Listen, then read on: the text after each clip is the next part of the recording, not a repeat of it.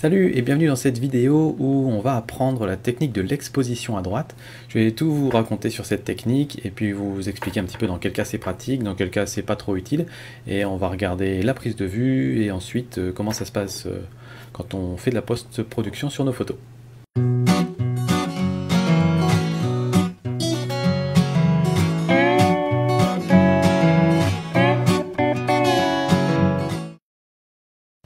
Alors tout d'abord, pour bien comprendre l'histoire de l'exposition à droite, il faut comprendre ce que c'est que la plage dynamique.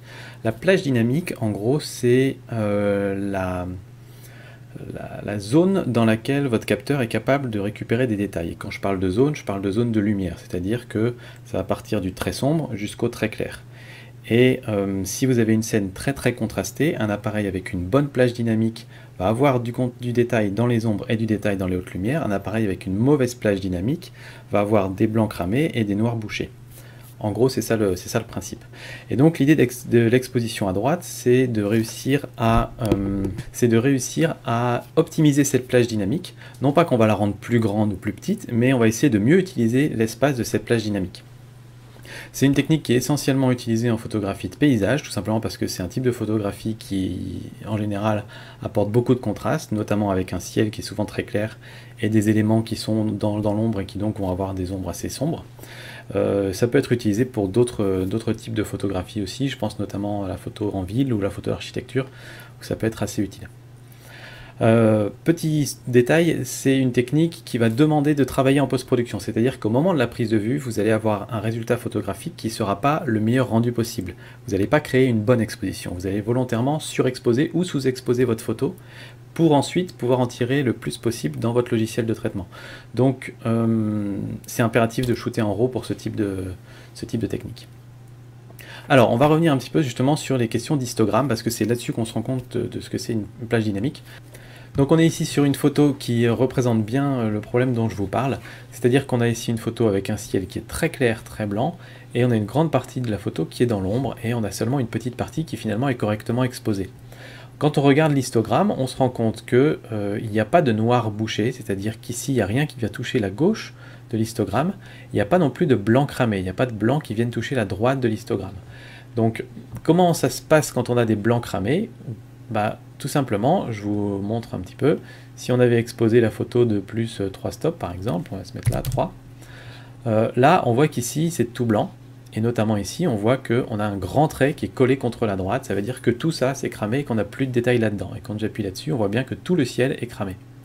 Donc si on a fait cette photo à la prise de vue, en logiciel de traitement, quand on va baisser l'exposition ou baisser les hautes lumières, on n'arrivera pas à récupérer de détails là-dedans, c'est fichu. Donc il faut éviter absolument de faire ce genre de choses à la prise de vue. De la même manière, quand on va se mettre dans l'autre sens, vers la gauche, ici, on a une grande colonne ici qui est collée contre la gauche, et ici, quand je mets mon... Ah, ça le fait pas encore, on va baisser encore un peu. Quand ma souris passe là-dessus, on voit qu'effectivement, on a des zones complètement noires et complètement sombres, donc c'est bouché et on ne peut pas récupérer de détails. Alors, pourquoi exposer à droite et pas exposer à gauche? C'est une bonne question, parce que on pourrait très bien se dire qu'on pourrait se coller à gauche ou se coller à droite, ce qui compte c'est de rien avoir de bouché et rien avoir de cramé. Tout simplement parce que quand on va baisser les hautes lumières, ou baisser l'exposition tout simplement, vous allez voir dans le ciel ici, si je baisse l'exposition, alors malheureusement c'est une photo qui n'est pas un très bon exemple parce que le ciel était assez uniforme, mais on récupère du détail dans les hautes lumières et on voit, on va zoomer dessus, vous allez voir, vous allez comprendre tout de suite. Quand on zoome dessus, il n'y a aucun bruit qui va être généré. Ça va rester aussi propre qu'avant. Donc quand on baisse les hautes lumières, on ne va pas générer de bruit supplémentaire. En revanche, quand on augmente les ombres, si j'augmente l'exposition ici, vous allez voir qu'ici, on a beaucoup de bruit numérique qui a été créé. Et plus la zone était ombragée, plus il y a de bruit qui a été créé. Par exemple, ici, on voit qu'il y a beaucoup de bruit. C'est vraiment dégueu. Si on remonte vers les zones qui étaient correctement exposées au départ, on a beaucoup moins de bruit. Donc ça vous donne un petit peu une idée de pourquoi on va essayer absolument d'éviter d'avoir des ombres trop sombres. Donc on a compris pourquoi il ne fallait pas cramer les blancs. Il faut aussi éviter d'avoir des ombres trop sombres et encore plus de boucher des noirs. À la prise de vue toujours. Sachant ça, on va maintenant passer à la pratique et on va aller prendre quelques photos dehors pour vous montrer comment on fait concrètement en utilisant notamment la compensation d'exposition pour retrouver l'exposition à droite la meilleure possible. En extérieur, par un jour ensoleillé comme ça, on a en général 3 cas de figure. Donc on va les regarder ensemble maintenant. Le premier cas de figure, c'est quand vous allez prendre une photo sans ciel dedans. Donc je vais vous montrer tout de suite. Hop. Et généralement, il va essayer d'exposer l'ensemble de la photo. Donc là, on a des tons assez similaires dans toute la photo. Il va essayer de faire en sorte que tout ça soit correctement exposé. Donc comme on n'a pas de ton clair dans la photo, il va pas utiliser tout l'histogramme et il va rester plutôt sur le côté des sombres. Donc là, on pourra utiliser la compensation d'exposition pour pousser l'histogramme plus vers la droite. Deuxième cas de figure, si on photographie beaucoup le ciel, là ça va être un petit peu la même chose. Il va avoir le ciel très brillant et il va se dire oula, c'est trop de lumière, donc il va baisser l'exposition. Donc je vais vous faire ça encore. Hop, je mets un petit peu de montagne devant et là, une fois encore, il a sous-exposé la montagne pour pouvoir bien exposer le ciel, vu que c'est le ciel qui représente la majorité de la photo. Il a plus pris en compte l'exposition du ciel. Et donc il a sous-exposé ça, ce qui fait qu'on va perdre du détail dans la montagne et on aura une photo qui ne sera pas forcément telle que ça nous plaît. Donc là aussi, on devra compenser l'exposition de manière positive. Dernier cas de figure, quand on a essentiellement du paysage et un petit peu de ciel, voilà ce qui se passe.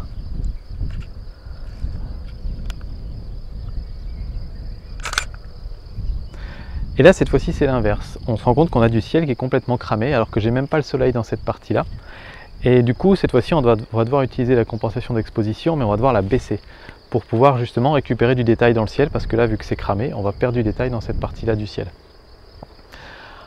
Alors, avec tout ça, je vais vous prendre deux séries de photos. Une où il faut baisser l'exposition, ou une où il faut l'augmenter. Et puis, vous allez voir tout de suite comment ça se passe ensuite sur l'ordinateur. Donc je vais prendre d'abord le paysage avec un petit peu de ciel. Donc l'exposition que l'appareil photo considère correcte.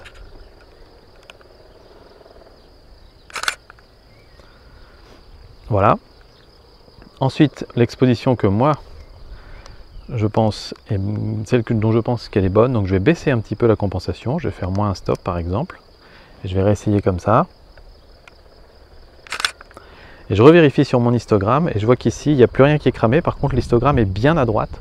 Donc ça veut dire que j'utilise au maximum la plage dynamique de mon appareil photo. Donc je vais rester là à -1, c'est parfait. Si je baisse trop, voilà ce qui va se passer. Cette fois-ci, je vais me mettre à -2.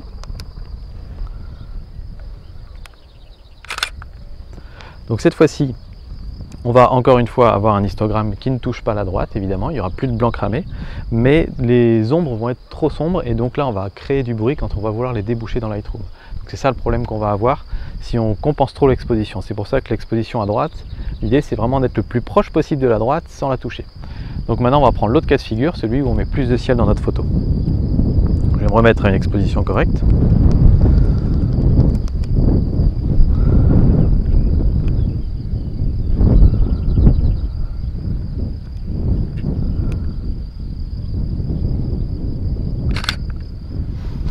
Voilà, là on a notre histogramme qui est bien vers la gauche, plus vers le milieu de l'image.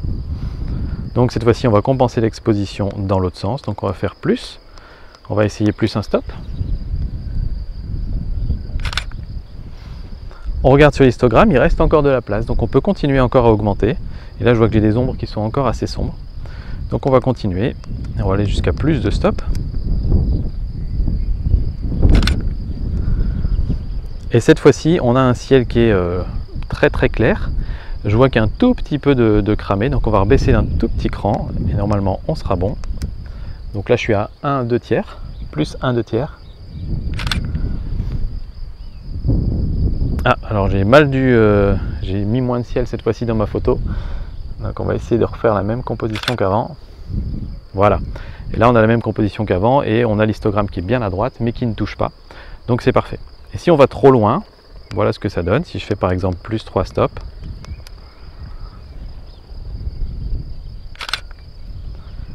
Et là on a quasiment tout le ciel qui est cramé. Alors certes on a du détail dans la montagne, mais on va avoir du mal à récupérer du détail dans le ciel. Donc on repasse maintenant sous Lightroom pour voir un petit peu le résultat de tous ces tests.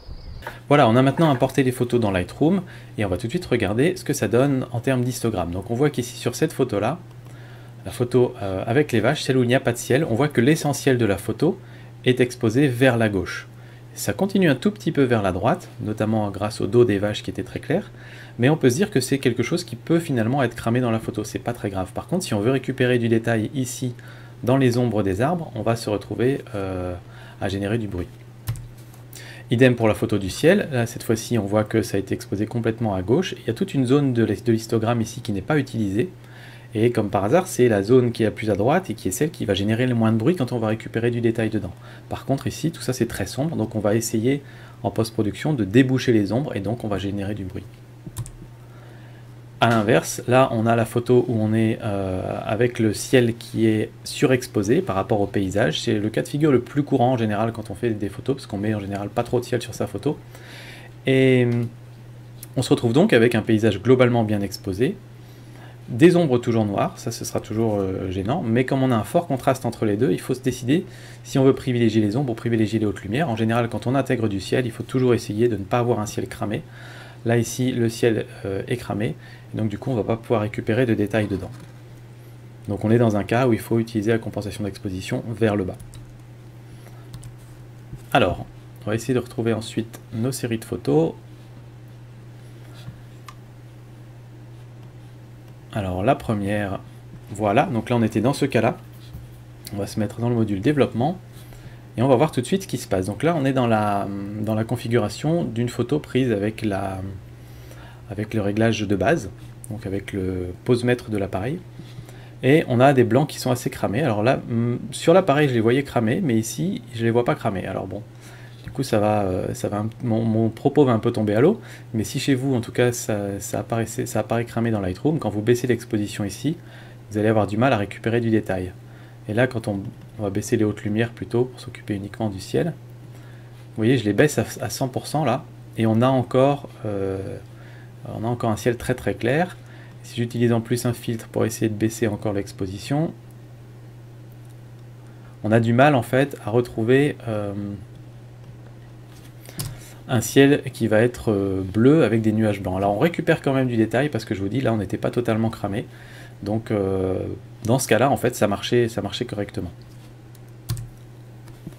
Avec la technique de l'exposition à droite, vous voyez que j'ai détaché un petit peu ça du bord. On a tout de suite un ciel qui marche déjà mieux. Et si on baisse les hautes lumières, alors attendez, je suis dans le filtre là, hop, si on baisse les hautes lumières, on va récupérer un ciel bleu avec des nuages blancs, et on a plus de détails ici dans les nuages que ce qu'on avait sur la photo précédente. Je vais essayer juste de revenir à la photo précédente. Vous voyez ici on a une zone un petit peu blanche dans laquelle on a du mal à récupérer du détail, et ici on a beaucoup plus de détails dans le ciel, donc la photo est plus réussie. Par contre, on a ici un petit peu plus d'ombre, donc évidemment ça va créer un peu de bruit dans les ombres, mais au moins on a un beau ciel, ce qui est en général le souci numéro 1 quand on fait des photos de paysage. Si on va trop loin, ici on a un ciel correctement exposé dès le départ, dans notre photo de départ. Par contre, quand on va déboucher nos ombres, ici, on va les déboucher beaucoup, pour réussir à avoir un paysage correctement exposé. On va même peut-être devoir utiliser un filtre. Hop, pour déboucher les ombres, pour augmenter l'exposition, quelque chose comme ça. Et donc ici, quand on va aller voir dans la zone des ombres, on va voir qu'ici on a beaucoup de bruit sur la photo, même si on est à ISO 100. Là, ces photos ont toutes été prises à ISO 100, et on a énormément de bruit dans les zones d'ombre. Donc voilà le problème qu'on peut avoir quand on corrige trop l'exposition. L'autre exemple, c'est si on a une photo avec essentiellement du ciel. Ici, il a essayé de faire une exposition correcte du ciel, c'est réussi. Par contre, cette partie-là va nous poser problème. On va se retrouver à vouloir déboucher les ombres, et comme vous avez vu précédemment, si on débouche les ombres, on va créer pas mal de bruit, on va avoir de la perte de piqué aussi, donc c'est vraiment pas terrible. Si on compense un petit peu l'exposition, là on l'a compensé un petit peu, mais vous voyez qu'il y a encore de l'espace sur l'histogramme. On le compense encore un petit peu plus. Là ici, on a déjà une forêt qui est correctement exposée pour l'essentiel. Il restera évidemment un petit peu d'ombre, mais on aura moins besoin de déboucher les ombres. Et donc en fait, sur ce type de photo, quand on aura fait l'exposition à droite, le plus souvent, il faudra corriger et les ombres et les hautes lumières. Mais on les corrigera un peu chacune. Donc par exemple, les ombres, on va les corriger comme ça. Et les hautes lumières, on va les diminuer pour récupérer du détail dans le ciel. Et là, il n'y a pas forcément besoin de rajouter un filtre, on a déjà un ciel bien détaillé. Et donc, toute l'idée est là, en fait, c'est de pouvoir réussir ensuite dans son logiciel à faire des retouches modérées. Dès qu'on est obligé de faire une retouche extrême, par exemple de devoir utiliser, pousser les ombres à 100 et en plus rajouter 2 stops d'exposition ou quelque chose comme ça, on va se retrouver avec des problèmes dans la photo. Globalement, c'est un peu ça l'idée. Donc voilà, là on a un ciel qui est correct. Si on va trop loin, là on a le ciel qui est cramé, et donc quand on baisse les hautes lumières, on n'arrive pas à récupérer le détail partout. Là encore une fois, par rapport à tout à l'heure, il me fait un peu une surprise, parce qu'à l'arrière de l'appareil photo, il me faisait clignoter le ciel. Ah non, ça c'est la photo qui était, excusez-moi, ça c'est celle que j'ai prise plus basse, et donc il n'a pas fait la même exposition. La dernière, normalement, on va se mettre là. Voilà, c'est celle-là. Est-ce celle-là? Ah non, c'est celle-là. Voilà. Donc sur celle-ci, ici, on a le ciel qui est complètement cramé. Et si on diminue les hautes lumières, on voit qu'on arrive à récupérer du détail, mais pas tant que ça. Et là, on commence à voir ces espèces d'artefacts qu'on a quand on a des blancs qui sont cramés, qu'on veut quand même essayer de récupérer du détail. Je vais vous montrer tout de suite. On va baisser encore ça, on va baisser un peu ça. Et vous voyez exactement ce que ça fait dans le ciel. Ça fait ces espèces de trucs bizarres, des espèces de taches, parfois qui deviennent roses, en général c'est plutôt rose.